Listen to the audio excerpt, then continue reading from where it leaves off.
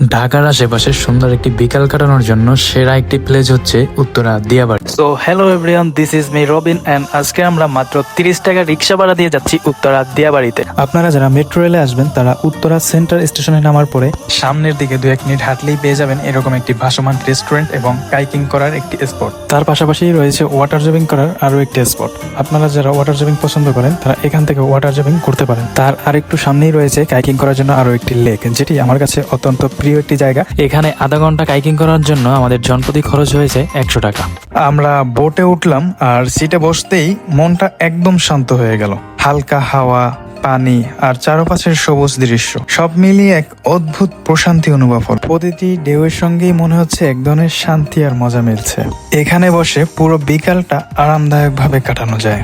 সত্যি বলতে গেলে এতটা প্রশান্তি আগে কখনো অনুভব হয়নি। আমার বন্ধু তো খুবই এক্সাইটেড। আপনাদের যদি কখনো সুযোগ হয় অবশ্যই একবার হলেও এখানে আসার চেষ্টা করবেন। এর মধ্যে আমাদের সময় শেষ হয়ে গেছে। আমরা বোট থেকে নেমে জায়গাটাকে একটু ঘোরাঘুরি করে দেখলাম এবং কয়েকটা ছবি তুললাম।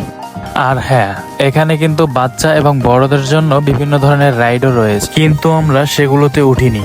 পরে নিরিবিলি একটা জায়গায় বসে আমরা হালকা পাতলা খাওয়া দাওয়া করলাম। আর এভাবেই আমাদের আজকের বিকালটা শেষ হলো। আর তোমরা কে কে এই জায়গায় ঘুরতে গিয়েছো আমাকে কিন্তু কমেন্ট বক্সে অবশ্যই বলে যাবে।